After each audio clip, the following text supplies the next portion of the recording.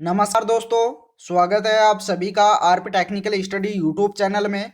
तो दोस्तों, आज की इस वीडियो में अपन बात करेंगे इलेक्ट्रिशियन थ्योरी के 50 मोस्ट इंपोर्टेंट ऑब्जेक्टिव क्वेश्चन जो कि सभी टेक्नीशियन एग्जामों के लिए बहुत इंपॉर्टेंट है। जैसे टेक्निकल हेल्पर, यूपीपीसीएल, टीजी2 आदि सभी टेक्नीशियन एग्जाम्स के लिए बहुत इंपॉर्टेंट है। तो वीडियो को लाइक करके दोस्तों को शेयर कर दीजिए। तो चलिए शुरू करते हैं।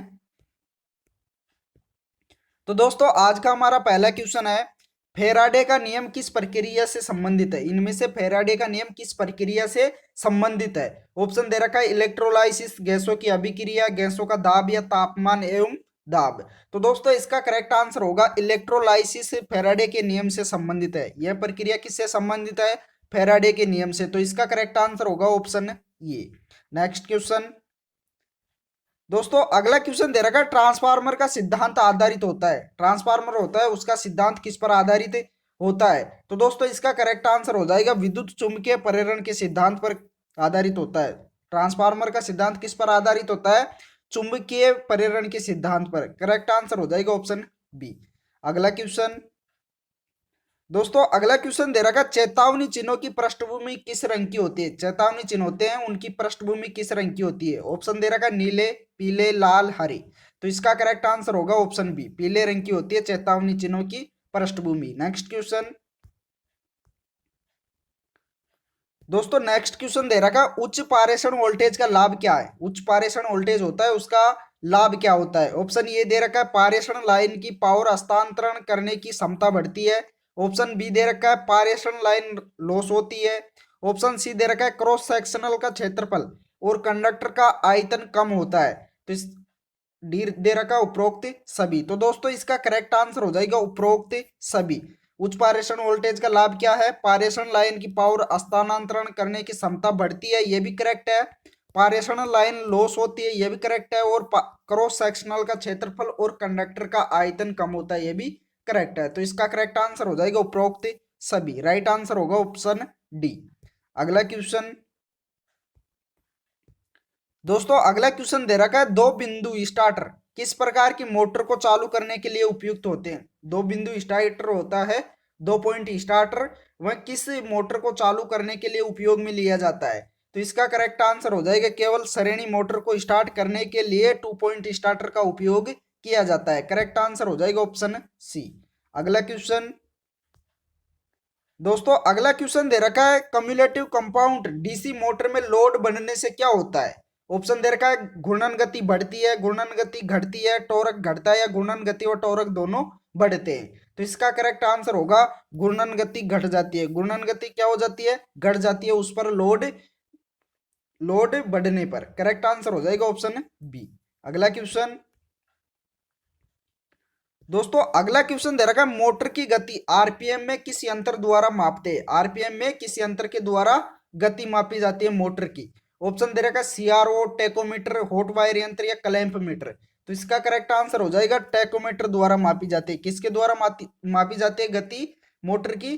टेकोमीटर द्वारा। अगला क्वेश्चन दोस्तों, क्वेश्चन नंबर 8 दे रखा है, एकल चरण ट्रांसफार्मर के इनपुट पक्ष को कहा जाता है? क्या कहा जाता है? जो ट्रांसफार्मर होता है उसके इनपुट पक्ष को क्या कहा जाता है? माध्यमिक पक्ष, मुख्य रूप पक्ष, उच्च वोल्टेज पक्ष या कम वोल्टेज पक्ष। तो क्या कहा जाता है? इसका राइट आंसर हो जाएगा मुख्य रूप पक्ष। करेक्ट आंसर हो जाएगा ऑप्शन बी। अगला क्वेश्चन अगला क्वेश्चन दे रखा है, हवा से नमी को अवशोषित करने के बाद सिलिका जेल का रंग होता है। यहाँ सिलिका है, सिलिकॉन नहीं है, सिलिका है। सिलिका जेल का रंग क्या होगा? नीला, भूरा, ओयलेट या गुलाबी। तो क्या होता है हवा से नमी अवशोषित करने के बाद सिलिका जेल का रंग? बहुत ही इंपॉर्टेंट है। तो इसका राइट आंसर हो जाएगा नीला। सिलिका जेल का रंग कैसा हो जाता है? नीला। करेक्ट आंसर हो जाएगा ऑप्शन ये। अगला क्वेश्चन अगला क्वेश्चन दे रखा है, कुंडलन में डैश को टेस्ट करने के लिए सर्च क्वाइल की विधि प्रयोग की जाती है। ऑप्शन दे रखा है कुंडलन ध्रुवता, वाइंडिंग का इंसुलेशन प्रतिरोध, वाइंडिंग में क्वाइल में लघुपतन या कुंडली में कंटिन्यूटी टेस्ट। तो दोस्तों, इसका करेक्ट आंसर हो जाएगा कुंडलन ध्रुवता। कुंडलन में कुंडलन ध्रुवता को टेस्ट करने के लिए सर्च क्वाइल विधि का प्रयोग किया जाता है। करेक्ट आंसर हो जाएगा ऑप्शन ये। अगला क्वेश्चन अगला क्वेश्चन दे रखा है कम्यूटेटर सेगमेंट्स पर एक कॉइल के दोनों सिरों को जोड़ने के बीच की दूरी को क्या कहते हैं? कम्यूटेटर सेगमेंट होता है, उस पर एक कॉइल को दोनों सिरों को जोड़ने के बीच की दूरी को क्या कहा जाता है? Commutator pitch, back pitch, front pitch या इनमें से कोई नहीं। तो दोस्तों इसका करेक्ट आंसर हो जाएगा, उसे कम्यूटेटर पिच के नाम से जाना जाता है। उस दूरी को क्या कहा जाता है? Commutator pitch. नेक्स्ट क्वेश्चन दोस्तों, अगला क्वेश्चन दे रखा है खुली कॉइल वाइंडिंग उपयोग में ली जाती है। खुली कॉइल वाइंडिंग किस में उपयोग में ली जाती है? ऑप्शन दे रखा है डीसी मशीन में, एसी मशीन में, ट्रांसफार्मर में या ए व बी दोनों में। तो खुली कॉइल वाइंडिंग किस में उपयोग में ली जाती है? इंपॉर्टेंट क्वेश्चन है, इसका राइट आंसर हो जाएगा एसी मशीनों में। किन में ली जाती है? एसी मशीनों में। अगला क्वेश्चन दोस्तों, अगला क्वेश्चन दे रखा है 3 फेज इंडक्शन मोटर का स्टार्टिंग टॉर्क होता है, कैसा होता है? फुल लोड टॉर्क के बराबर है, फुल लोड करंट के 2 गुना बराबर है, फुल लोड करंट के 5 से 7 गुना बराबर या उपरोक्त में से कोई नहीं। तो कौन सा करेक्ट आंसर होगा? इंपॉर्टेंट क्वेश्चन है, इसका राइट आंसर हो जाएगा फुल लोड करंट के 5 से 7 गुना बराबर होता है। राइट आंसर होगा ऑप्शन सी। नेक्स्ट क्वेश्चन, अगला क्वेश्चन दे रखा सुरक्षा के सूचनात्मक चिन्ह निम्न में से किस आकार में बनाए जाते हैं? सुरक्षा के जो सूचनात्मक चिन्ह होते हैं वे किस आकार में बनाए जाते हैं? ऑप्शन दे रखा है त्रिभुजाकार, गोलाकार, वर्गाकार या आयताकार। तो किस आकार में बनाए जाते हैं? इंपॉर्टेंट क्वेश्चन है, फटाफट बताओ क्या होगा इसका करेक्ट आंसर। आप भी कमेंट करके बता सकते हैं। तो इसका करेक्ट आंसर हो जाएगा वर्गाकार। करेक्ट आंसर क्या होगा? वर्गाकार। नेक्स्ट क्वेश्चन दोस्तों, अगला क्वेश्चन दे रखा सिंगल फेज इंडक्शन मोटर। यहाँ क्या है? इंडक्शन मोटर के सप्लाई टर्मिनल परस्पर बदलने से इसके घूमने की दिशा पर क्या प्रभाव पड़ेगा? बदल जाती है, नहीं बदलती है, मोटर नहीं चलेगी या उपरोक्त में से कोई नहीं। तो सिंगल फेज इंडक्शन मोटर के सप्लाई टर्मिनल को अगर परस्पर बदलने से इसके घूमने की दिशा पर क्या प्रभाव पड़ेगा? इंपॉर्टेंट क्वेश्चन है। तो इसका राइट आंसर क्या हो जाएगा? ऑप्शन बी, नहीं बदलेगी, नहीं बदलती है। करेक्ट आंसर क्या हो जाएगा? Option B. अगला क्वेश्चन, अगला क्वेश्चन दे रखा समान हॉर्स पावर वाली मोटरों की दिशा में सिंगल फेज मोटर का load torque slip 3 phase induction motor की अपेक्षा होता है, समान होगा, कम होगा, अधिक होगा या निश्चित होगा? तो इसका राइट आंसर हो जाएगा ऑप्शन बी, कम होगा। क्या होगा? कम होगा। अगला क्वेश्चन, अगला क्वेश्चन दे रखा है फ्यूज का मान व्यक्त किया जाता है। फ्यूज का मान किस में व्यक्त किया जाता है? तो फ्यूज का मान धारा में अर्थात एम्पियर में। धारा का मात्रक क्या होता है? एम्पियर। तो किस में व्यक्त किया जाता है? धारा में। अगला क्वेश्चन, अगला क्वेश्चन दे रखा है 50 हर्ट्ज आवृत्ति की तरंग का आवर्तकाल सेकंड में क्या होगा? 50 हर्ट्ज फ्रीक्वेंसी दे रखी है, तो इसकी आवर्तकाल कितना होगा? तो आवर्तकाल ज्ञात करने के लिए क्या करेंगे? 1/फ्रीक्वेंसी, 1/फ्रीक्वेंसी। तो 1/फ्रीक्वेंसी का मान कितना दे रखा है? 50 हर्ट्ज। जब इसको ज्ञात करेंगे तो ऊपर पॉइंट लगा, जीरो लगाएंगे तो पॉइंट लगाएंगे, फिर 2 बार, कितनी बार चला जाएगा? 0.02 सेकेंड। करेक्ट आंसर हो जाएगा ऑप्शन सी। अगला क्वेश्चन, अगला क्वेश्चन दे रखा जावक्रिय तरंग के आकृति गुणक का मान होता है। जावक्रिय तरंग के आकृति गुणक का मान क्या होता है? तो दोस्तों इसका करेक्ट आंसर हो जाएगा ऑप्शन बी, 1.11। करेक्ट आंसर क्या हो जाएगा? 1.11। नेक्स्ट क्वेश्चन, अगला क्वेश्चन दे रखा है एक आदर्श अल्टरनेटर में क्या होता है? घूमने वाला फील्ड होता है, घूमने वाला आर्मेचर होता है, घूमने वाला फील्ड अथवा घूमने वाला आर्मेचर होता है, ये उपरोक्त में से कोई नहीं। तो दोस्तों इसका करेक्ट आंसर क्या होगा? इसका करेक्ट आंसर हो जाएगा घूमने वाला फील्ड होता है। क्या होता है? घूमने वाला फील्ड होता है। नेक्स्ट क्वेश्चन, अगला क्वेश्चन दे रखा है बड़े आकार के अल्टरनेटरों में घूमने वाला भाग कौन सा होता है? बड़े आकार के अल्टरनेटर होते हैं, उनमें घूमने वाला भाग कौन सा होता है? आर्मेचर, पोल, ब्रश या उपरोक्त में से कोई नहीं। तो दोस्तों इसका करेक्ट आंसर हो जाएगा ऑप्शन बी, पोल होते हैं। बड़े अल्टरनेटर में क्या होता है? पोल्स घूमने वाले होते हैं। नेक्स्ट क्वेश्चन, अगला क्वेश्चन दे रखा है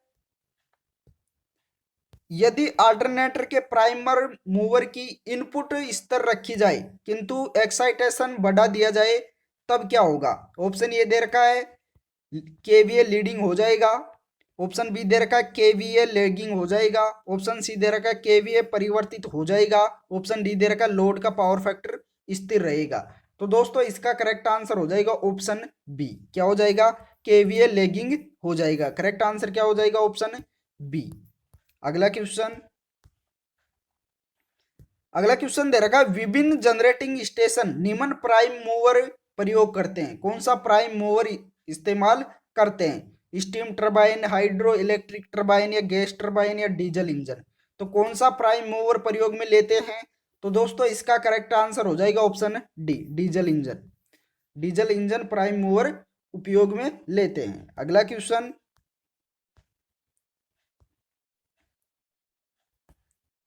अगला क्वेश्चन दे रखा है यदि अल्टरनेटर पर लोड का पावर फैक्टर अधिक लीडिंग हो जाए तब रेटेड टर्मिनल प्राप्त करने के लिए जनरेटेड वोल्टेज का मान क्या होगा? ऑप्शन ए दे रखा है बढ़ेगा, ऑप्शन बी दे रखा है अपरिवर्तित रहेगा, ऑप्शन सी दे रखा है घटेगा, ऑप्शन डी दे रखा है रोटर स्पीड के साथ परिवर्तित होगा। तो दोस्तों इसका करेक्ट आंसर हो जाएगा ऑप्शन सी, घटेगा। क्या होगा? घटेगा। राइट आंसर होगा ऑप्शन सी। नेक्स्ट क्वेश्चन, अगला क्वेश्चन दे रखा है दो अल्टरनेटर समानांतर में चल रहे हैं। यदि हमें एक का लोड शेयरिंग बढ़ाना है, एक का लोड शेयरिंग क्या करना है? बढ़ाना है, तब इसके फील्ड एक्साइटेशन को क्या करोगे? ऑप्शन दे रखा है, ऑप्शन ए दे रखा है इनपुट टॉर्क स्थिर रखकर बढ़ाना होगा, ऑप्शन बी दे रखा है स्थिर रखकर इनपुट टॉर्क बढ़ाना चाहिए, ऑप्शन सी दे रखा है इनपुट टॉर्क स्थिर रखकर कमजोर करना चाहिए, ऑप्शन डी दे रखा है स्थिर रखकर इनपुट टॉर्क घटाना चाहिए। तो कौन सा ऑप्शन राइट आंसर होगा इसका? तो दोस्तों इसका करेक्ट आंसर हो जाएगा ऑप्शन बी, स्थिर रखकर इनपुट टॉर्क बढ़ाना चाहिए। यदि दो अल्टरनेटर समानांतर में चल रहे हैं, पैरेलल में चल रहे हैं, तो एक का लोड शेयरिंग बढ़ाना है तो इसके फील्ड एक्साइटेशन को क्या करेंगे? स्थिर रखकर इनपुट टॉर्क को बढ़ाएंगे। करेक्ट आंसर हो जाएगा ऑप्शन बी। नेक्स्ट क्वेश्चन, अगला क्वेश्चन दे रखा आधुनिक थ्री फेज अल्टरनेटर जिन्हें सेंट्रल पावर स्टेशन में प्रयोग किया जाता है वे कौन से हैं? ऑप्शन ए दे रखा 230 वोल्टेज, ऑप्शन बी दे रखा 400 वोल्टेज, ऑप्शन सी दे रखा 11 केवी, ऑप्शन डी दे रखा 132 केवी। तो आधुनिक जो थ्री फेज अल्टरनेटर होते हैं वो कौन से पावर स्टेशन में कौन से प्रयोग किए जाते हैं? तो इसका राइट आंसर हो जाएगा ऑप्शन सी, 11 केवी। करेक्ट आंसर क्या हो जाएगा? 11 केवी। राइट आंसर होगा ऑप्शन सी। नेक्स्ट क्वेश्चन, अगला क्वेश्चन दे रखा है जब एक three phase alternator reactive load को सप्लाई देता है तब इसका आर्मेचर रिएक्शन फ्लक्स क्या होगा? ऑप्शन ए दे रखा है फील्ड के अक्ष के समानांतर रहता है, ऑप्शन बी दे रखा है फील्ड अक्ष के 90 डिग्री पर रहता है, ऑप्शन सी दे रखा है फील्ड अक्ष के 45 डिग्री पर रहता है, ऑप्शन डी दे रखा है इनमें से कोई नहीं। तो दोस्तों इसका करेक्ट आंसर हो जाएगा ऑप्शन ए, फील्ड के अक्ष के समानांतर रहता है। करेक्ट आंसर क्या होगा? ऑप्शन ये। नेक्स्ट क्वेश्चन, दोस्तों अगला क्वेश्चन दे रखा जब एक तीन फेज अल्टरनेटर इंडक्टिव लोड को सप्लाई देता है तब इसका आर्मेचर रिएक्शन फ्लक्स क्या होगा? जब एक तीन फेज अल्टरनेटर इंडक्टिव लोड को सप्लाई देता है तो इसका आर्मेचर रिएक्शन फ्लक्स क्या होगा? ऑप्शन ए दे रखा मुख्य मैग्नेटिक फील्ड की मदद करता है, ऑप्शन बी दे रखा है मुख्य मैग्नेटिक फील्ड का विरोध करता है, ऑप्शन सी दे रखा है मैग्नेटिक की न मदद करता है और ना ही विरोध करता है, ऑप्शन डी दे रखा है इनमें से कोई नहीं। तो दोस्तों इसका करेक्ट आंसर होगा मुख्य मैग्नेटिक फील्ड का विरोध करता है। क्या करता है? मुख्य मैग्नेटिक फील्ड का विरोध करता है। करेक्ट आंसर होगा ऑप्शन बी। अगला क्वेश्चन, अगला क्वेश्चन दे रखा है अल्टरनेटर में आर्मेचर कंडक्टरों में पैदा हुई वोल्टेज क्या होगी? प्रत्यावर्ती धारा, दिष्ट धारा, उपरोक्त दोनों, या इनमें से कोई नहीं। तो अल्टरनेटर में आर्मेचर चालकों में पैदा हुई धारा कौन सी होगी? कौन सा वोल्टेज होगा? इसका राइट आंसर हो जाएगा ऑप्शन ये, प्रत्यावर्ती धारा, अल्टरनेटिंग करंट। करेक्ट आंसर हो जाएगा ऑप्शन ये। अगला क्वेश्चन, दोस्तों अगला क्वेश्चन दे रखा है एक 4 पोल 50 हर्ट्ज सिंक्रोनस मशीन की स्पीड आरपीएम में क्या होगी? तो स्पीड ज्ञात करने का फॉर्मूला क्या होगा? एन बराबर एफ इंटू 120 बटे पोल्स की संख्या। एफ का मतलब होता है फ्रीक्वेंसी, पी का मतलब होता है पोल्स की संख्या और एन का मतलब होता है घूर्णन गति। तो हमें घूर्णन गति ज्ञात करनी है। फ्रीक्वेंसी कितनी दे रखी है 50 हर्ट्ज, पोल्स की संख्या दे रखी है 4। तो फ्रीक्वेंसी कितनी दे रखी है 50 हर्ट्ज गुणा 120 बटे में पोल्स की संख्या 4, 4×3 = 12। ऊपर कितना बच गया 50 व 30, 50 व 30 को गुणा करेंगे तो कितना आ जाएगा 1500 आरपीएम। करेक्ट आंसर क्या होगा 1500 आरपीएम। अगला क्वेश्चन दोस्तों, अगला क्वेश्चन दे रखा भूचालक के लिए भूसंपर्क के पथ का प्रबंधन करता है। किसके लिए करते हैं? अधिक धारा के लिए, क्षण धारा के लिए, उच्च वोल्टता के लिए या परिपथ धारा के लिए? तो दोस्तों इसका करेक्ट आंसर हो जाएगा लीकेज धारा के लिए, लीकेज करंट के लिए भूसंपर्क के पथ का प्रबंधन करता है अर्धचालक। करेक्ट आंसर क्या हो जाएगा ऑप्शन बी। नेक्स्ट क्वेश्चन, अगला क्वेश्चन दे रखा है अर्थिंग का उद्देश्य होता है, अर्थिंग की जाती है, भू संयोजन किया जाता है, इसका मुख्य उद्देश्य क्या होता है? ऑप्शन ए दे रखा है पृथ्वी से संभावित निम्न प्रतिरोध उपलब्ध कराना। ऑप्शन बी दे रखा है पृथ्वी से संभावित उच्च प्रतिरोध उपलब्ध कराना। ऑप्शन सी दे रखा है धनात्मक, ऋणात्मक एवं जीरो श्रेणी करंट प्रभाव को उपलब्ध कराना। ऑप्शन डी दे रखा है इनमें से कोई नहीं। तो दोस्तों इसका करेक्ट आंसर होगा ऑप्शन सी, धनात्मक, ऋणात्मक एवं जीरो श्रेणी करंट प्रभाव को उपलब्ध कराना ही अर्थिंग का मुख्य उद्देश्य होता है। करेक्ट आंसर हो जाएगा ऑप्शन सी। अगला क्वेश्चन दोस्तों, अगला क्वेश्चन दे रखा अंतरराष्ट्रीय मानक आईईसी 60364 में 2 अक्षरों वाले कोड का प्रयोग करते हुए अर्थिंग व्यवस्था को कितने अवयवों में बनाया गया है? तो दोस्तों इसका सही उत्तर हो जाएगा 3 अवयवों में बनाया गया है। करेक्ट आंसर क्या होगा ऑप्शन डी। अगला क्वेश्चन, अगला क्वेश्चन दे रखा है अर्थ लीड का कटाक्ष क्षेत्रफल कितना होना चाहिए? अर्थ लीड होती है उसका कटाक्ष क्षेत्रफल कितना होना चाहिए?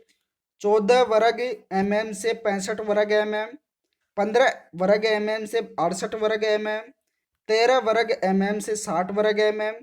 डी दे रखा है इनमें से कोई नहीं। तो कितना होना चाहिए? इसका राइट आंसर हो जाएगा ऑप्शन सी, 13 वर्ग mm से 60 वर्ग mm। कितना होता है 60 वर्ग mm। अगला क्वेश्चन दोस्तों, अगला क्वेश्चन दे रखा है भू संपर्क के लिए उपयुक्त हुए तांबे के लिए न्यूनतम व्यास 12.5 mm होना चाहिए तथा लोहे की इलेक्ट्रोड का कितना होना चाहिए? तांबे के लिए 12.5 mm होना चाहिए, तो लोहे की इलेक्ट्रोड के लिए कितना होना चाहिए? इसका सही उत्तर क्या होगा? इसका सही उत्तर हो जाएगा option C, 16 mm। Correct answer क्या होगा 16 mm। अगला क्वेश्चन दोस्तों, अगला क्वेश्चन दे रखा है भू प्रतिरोध टेस्ट किस सिद्धांत पर कार्य करता है? भू प्रतिरोध टेस्ट किया जाता है वह किस सिद्धांत पर काम करता है? ऑप्शन ये दे रखा है लेंज का नियम, फैराडे का नियम, प्रतिरोधकता का नियम या इनमें से कोई नहीं। तो भू प्रतिरोध टेस्ट किया जाता है वह किस सिद्धांत पर काम करता है? इंपॉर्टेंट क्वेश्चन है, तो इसका राइट आंसर हो जाएगा प्रतिरोधकता के नियम पर काम करता है। किस सिद्धांत पर काम करता है? प्रतिरोधकता के सिद्धांत पर। नेक्स्ट क्वेश्चन, अगला क्वेश्चन दे रखा मुख्य स्टेशन के अर्थ इलेक्ट्रोड का मान होता है, मुख्य स्टेशन होता है उसके अर्थ इलेक्ट्रोड का मान क्या होता है? 8, 4, 2 या 1? तो दोस्तों इसका सही उत्तर हो जाएगा 1। करेक्ट आंसर क्या हो जाएगा ए। नेक्स्ट क्वेश्चन, अगला क्वेश्चन दे रखा है पाइप अर्थिंग में 2 अर्थ इलेक्ट्रोड की दूरी होनी चाहिए। जो पाइप अर्थिंग की जाती है उनमें 2 अर्थ इलेक्ट्रोड की दूरी कितनी होनी चाहिए?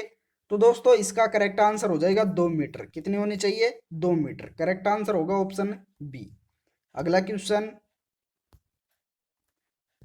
अगला क्वेश्चन दे रखा है घरेलू वायरिंग में कितने SWG अर्थात स्टैंडर्ड वायर गेज की कॉपर अर्थ लगाई जाती है? कितने SWG की कॉपर अर्थ लगाई जाती है?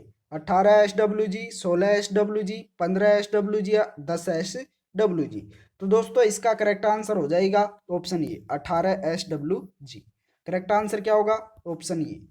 अगला क्वेश्चन, अगला क्वेश्चन दे रखा है पाइप अर्थिंग में पाइप इलेक्ट्रोड का आंतरिक व्यास होना चाहिए, कितना होना चाहिए? 12.5 mm, 16 mm, 38 mm, 2 mm। तो पाइप अर्थिंग में पाइप इलेक्ट्रोड का आंतरिक व्यास कितना होना चाहिए? करेक्ट आंसर हो जाएगा ऑप्शन सी 38 mm। कितना होना चाहिए? 38 mm। करेक्ट आंसर हो जाएगा ऑप्शन सी। नेक्स्ट क्वेश्चन, अगला क्वेश्चन दे रखा है विद्युत झटके से सुरक्षा हेतु डैश तार को सदैव स्विच द्वारा नियंत्रित करना चाहिए, किस तार को सदैव स्विच द्वारा नियंत्रित करना चाहिए? ऑप्शन दे रखा है न्यूट्रल, अर्थ, फेज या फ्यूज। तो दोस्तों इसका करेक्ट आंसर हो जाएगा फेज द्वारा नियंत्रित करना चाहिए। अगला क्वेश्चन,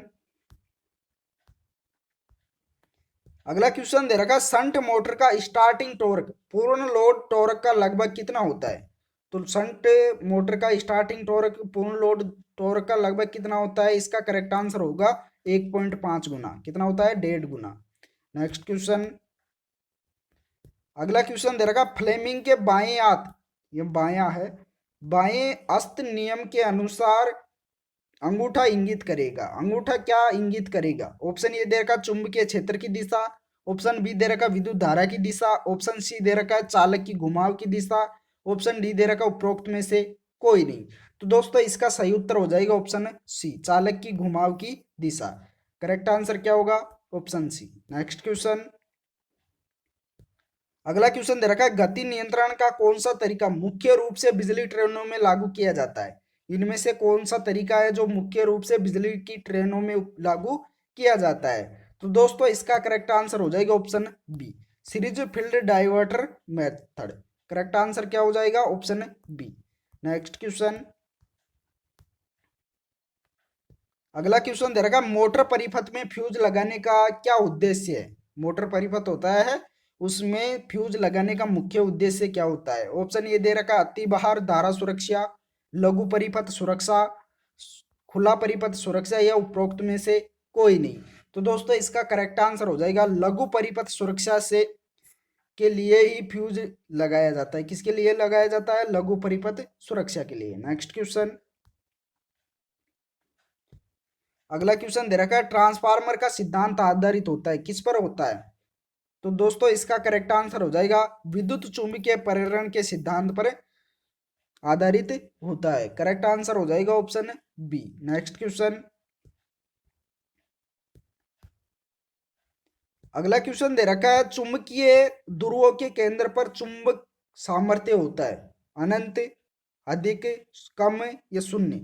तो केंद्र पर कितना होता है? शून्य। करेक्ट आंसर क्या होगा? शून्य। नेक्स्ट क्वेश्चन,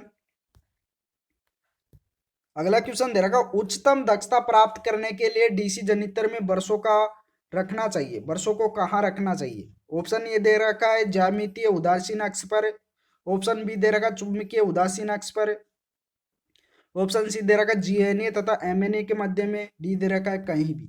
तो दोस्तों इसका सही उत्तर हो जाएगा ऑप्शन बी चुंबकीय उदासीन अक्ष पर, अर्थात कहाँ पर? एमएनए पर, एमएनए पर, मैग्नेटिक न्यूट्रल एक्स पर। अगला क्वेश्चन, अगला क्वेश्चन दे रखा है किसी जनरेटर के वर्सेज का वोल्टेज ड्रॉप बढ़ जाएगा यदि, ऑप्शन ए दे रखा लोड करंट बढ़ जाए, प्रेरित वोल्टेज बढ़ जाए, लोड करंट घट जाए या प्रेरित वोल्टेज घट जाए। तो दोस्तों इसका सही उत्तर हो जाएगा ऑप्शन ए लोड करंट बढ़ जाए। सही उत्तर क्या होगा? लोड करंट बढ़ जाए। नेक्स्ट क्वेश्चन, अगला क्वेश्चन दे रखा है किसी जनरेटर में लैप वाइंडिंग स्थापित करने का कारण है, लैप वाइंडिंग स्थापित करने का मुख्य कारण क्या है? ऑप्शन ए दे रखा है अधिक करंट व अधिक वोल्टेज प्राप्त करना, ऑप्शन बी दे रखा है कम करंट व कम करंट व कम वोल्टेज प्राप्त करना, ऑप्शन सी दे रखा है अधिक करंट व कम वोल्टेज प्राप्त करना, ऑप्शन डी दे रखा है कम करंट व अधिक वोल्टेज प्राप्त करना। तो दोस्तों इसका सही उत्तर हो जाएगा अधिक करंट व कम वोल्टेज प्राप्त करने के लिए लैप वाइंडिंग स्थापित की जाती है। तो दोस्तों इस वीडियो में इतना ही। वीडियो पसंद आया हो तो लाइक कीजिए और अपने दोस्तों को भी शेयर कर दीजिए। Thank you.